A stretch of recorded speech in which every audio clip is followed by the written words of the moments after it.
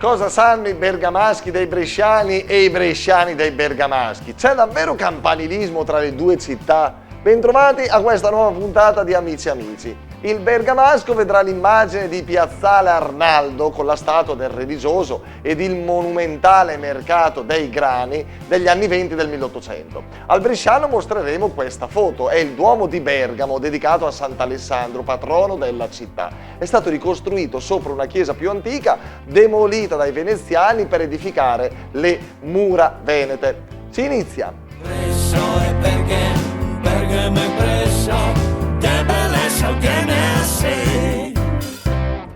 Ed eccoci a Bergamo in compagnia di questa splendida fanciulla sorridente. Voi bergamaschi siete sorridenti oppure no? Vabbè, dipende chi ti trovi davanti, però io più delle volte sono sempre sorridente. Sì. È brava, lei si chiama? Marinella. Allora occhio cara Marinella, questa è una piazza bresciana, la conosci?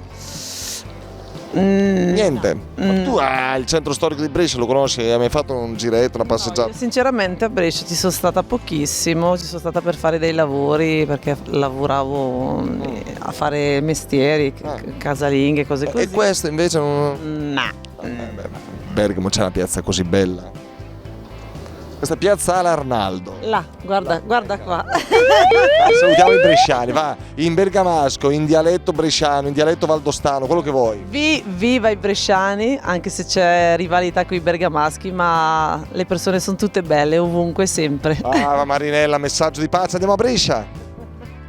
Siamo tornati a Brescia in piazza Paolo VI in compagnia del signor Francesco. Lei, signor Francesco, è bresciano? No, vivo a Brescia dal marzo del 79. Vabbè, più bresciano di me. Beh, un pochino, leggermente bresciano. Ho vissuto più qui che altri posti, vabbè.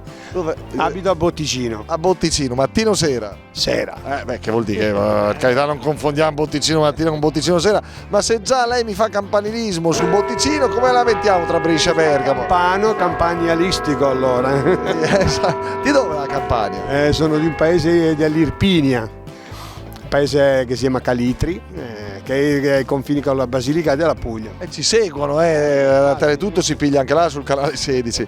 Senta Francesco, no, scherzavamo un po' su questo campanilismo. Lei conosce un po' Bergamo? Bergamo sì, sono stato qualche volta, qualche partita allo stadio, come si chiama? Atalanta? Sì, dell'Atalanta, Atleti Azzurri d'Italia, a vedere il Napoli, il mio amato Napoli, che ci hanno infamato più volte da sempre. Non andando forte però. Ma quest'anno facciamo una bella ravanata, però va bene. Guardi, questa è un'immagine di un particolare della città di Bergamo Alta, riconoscerebbe questa? Sì, Bergamo Alta è molto bella, è un gioiellino. Questo è il Duomo di Sant'Alessandro. Duomo di Sant'Alessandro. Dedicato proprio al patrono di Bergamo. Ecco. Lei conosce quindi Bergamo Alta? Sì, è molto bella, anzi è un salotto quotidiano, perché veramente è qualcosa di molto... Cioè, la prima volta che l'ho vista sono ritornato a mangiare qualche volta.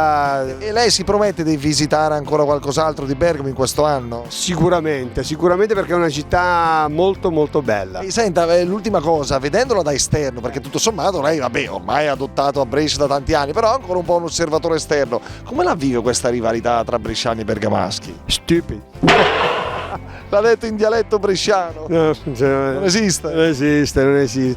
Esistono le cose belle, mettiamo le cose brutte, lasciamole a casa. Bravo Francesco, pacificatore, salutiamo allora i bergamaschi, dai. Auguri Bergamo. Magari anche in dialetto irpinese. Statevi buoni. Questa era facile, alla prossima, ciao, grazie. Perché Bergamo